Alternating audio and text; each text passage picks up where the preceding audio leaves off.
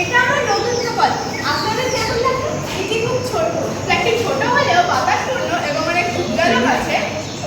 বারান্দার উপর দিয়ে সরে নিচের বাগানের দিকে তাকায় মেয়েটি ও উচ্ছ্বসিতভাবে চিৎকার করে। মা দেখো, ওই বাগানে একটি আম গাছ আর একটি শিউলি গাছ আছে। এই মিষ্টি গন্ধটা আমার কত ভালো লাগে। আমরা কি এই ফ্ল্যাটটি কিনতে পারি? কিন্তু সবার ধর্মটা আমার পছন্দ হচ্ছে খুব ছোট। তারা বাইরে যায়, তারা রাস্তায় দাঁড়িয়ে একসাথে কথা বলে। মেয়েটা কাছের একটা সবুজ জায়গার দিকে তাকিয়ে আছে উত্তেজিত। মা দেখো, রথটা কি সুন্দর ও সবুজে ভরা। মেয়েটি ও তার মা সবুজ জায়গার দিকে এগিয়ে যাচ্ছে। তারা একটা সবুজ স্বচ্ছ রথ, উড়ন্ত প্রজাপতি, গাড়ি ও পাখি ও পুরোনো গাছ দেখতে পাচ্ছে। ও এই শান্তি, এটা কত শান্তিপূর্ণ অবস্থা। এটা দেখে আমার শৈশবের কথা মনে পড়ে। মা থেমে গিয়ে রথের স্ফটিক শস্য চলে নিজের প্রতিবিম্বের দিকে তাকায়। বাবা তাদের সাথে যোগ দিতে আসে। দেখো, ওই হ্রদে কত পরিযায়ী পাখিরা মাছ খাচ্ছে। বাবা, এই জায়গাটা আমার খুব ভালো লেগেছে। বাবা স্ত্রীর উদ্দেশ্যে, আমরা কি ফ্ল্যাটটিকে কিনতে পারি? কারণ এই ফ্ল্যাটে থাকলে আমরা প্রকৃতির অনেক কাছে থাকতে পারবো। এখানে স্বচ্ছ বাতাসের সাথে আমরা প্রকৃতির কাছে অনেক কাছে থাকতে পারবো। আমরা এখানে সকালে হাঁটতে আসবো এবং আমাদের মেয়ে এখানে সকালে খেলতে পারবে এবং আমরা দেখবো। তারা একসাথে একটা সুখী পরিবারের মতো আলিঙ্গন করে। 10 বছর পর মেয়েটি বর্তমানে একজন কিশোরে পরিণত হয়েছে। তার বাবা মা এখন মধ্য বয়সী। তারা সেই ছোট ফ্ল্যাটে থাকে যার উজ্জ্বলতা কমে গেছে। মা রান্নাঘরে কেবল আওয়াজ শোনা যাচ্ছে। ও, এই ছোট রান্নাঘরে আমি কত পরিশ্রম। ওরা তো বড় বাড়িতে যাওয়ার কথা ভাবেও না। বাবা ছেলের উদ্দেশ্যে বলে, তুমি আর আগের মতো খেলতে যাও না তোমার বন্ধুদের সাথে সেই পার্কে? মেয়েটি মগ্ন ও নিরুত্তর হয়ে থাকে। বাবা রান্নাঘরে যায়, মা রান্নায় ব্যস্ত দেখা যায়। এত পরিশ্রম করো না, আমার মনে হয় তোমার একটু বাতাস দরকার এবং আমাদের মেয়ের বাতাস দরকার। একসাথে তারা সবাই পার্কের দিকে এগিয়ে গেল। দৃশ্যটি পার্কে স্থানান্তরিত করে। পার্কটি সম্পূর্ণ অবহেলায় পড়ে আছে। সর্বোচ্চ এক বিশেষ এই জায়গাটি নোংরা আবর্জনায় ভর্তি। বাবা স্ত্রীর উদ্দেশ্যে, তোমার কি মনে পড়ে ঠিক আজকের দিনে আমরা আমাদের এই ফ্ল্যাটটি কিনেছিলাম?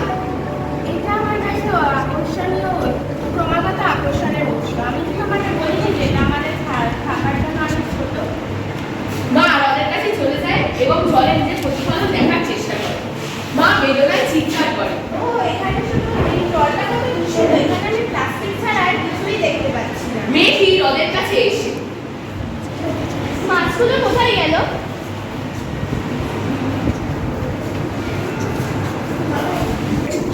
তারা ঘরে ঘুরে দেখতে থাকে এবং তারা সেখানে পরিত্যক্ত বাসা, আগাছা স্তূপ ও পুরনো মৃত গাছ দেখতে পায়। মা অসম্মানিত। এই জায়গার আর কোনো আকর্ষণ নেই। মানুষ এটাকে পুরো ডাস্টবিন বানিয়ে ফেলেছে। চলো এটাকে বিক্রি করে অন্য কোথাও যাওয়া যাক। মেয়ে, না, এটা আমার বাড়ি। এটাকে ঠিক রাখা আমার দায়িত্ব। 1 মাস পর একটা রবিবারে পার্টি।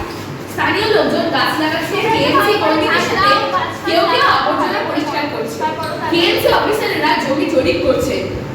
ভালো করে লোকজন অস্পষ্ট আলোচনা। মেয়েটার আওয়াজ শোনা যাচ্ছে। আমরা কি এই মাসের বাকি রবিবার এবং পরের রবিবারগুলোতে বৃক্ষরোপণ করে পরিবেশকে পরিষ্কার পরিচ্ছন্নতা রাখার অভিযান করতে পারি? সবাই একসাথে বলে। হ্যাঁ।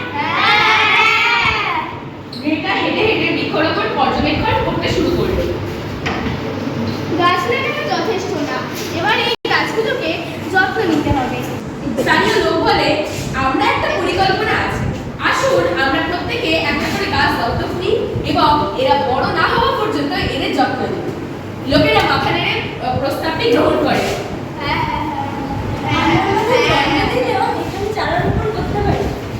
কি চমৎকার বুদ্ধি! আমরা আমাদের বন্ধু বান্ধব ও আত্মীয় স্বজনদের আমাদের সাথে গাছ লাগানোর জন্য ডাকতে পারি। তারা প্রত্যেকে বস্তুগত উপহার আনবে, গাছের চারা আনবে। সবাই প্রস্তাবটি রাজি হলো। মেয়েটি কেএমসি অফিসারের কাছে যাচ্ছে, যিনি এলাকাটি জরিপ করতে ব্যস্ত। কেএমসি অফিসারের উদ্দেশ্যে, আমরা আমাদের পার্কটিকে দূষণমুক্ত করতে চাই। বর্তমানে আমরা পরীক্ষার জন্য হ্রদের জলে নমুনা সংগ্রহ করছি।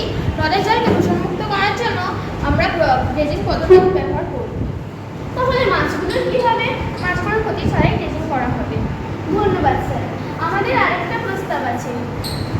আমাদের বাগানে অনেক প্রজাপতি আছে, তাদের মধ্যে আজ অনেক প্রজাপতি বিপন্ন। আমরা আমাদের ওই প্রজাপতিগুলিকে বিপন্ন প্রজাপতিগুলিকে একটি আলাদা বাগানে তাদেরকে সুরক্ষিত রাখতে চাই। বেশ ভালো কথা, আমরা এই নিয়েই কাজ করবো। হ্যাঁ, আমরা এটাই চাই।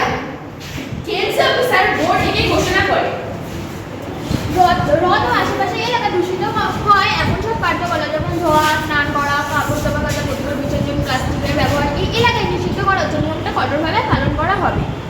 নিয়মটা কঠোরভাবে পালন করতে হবে।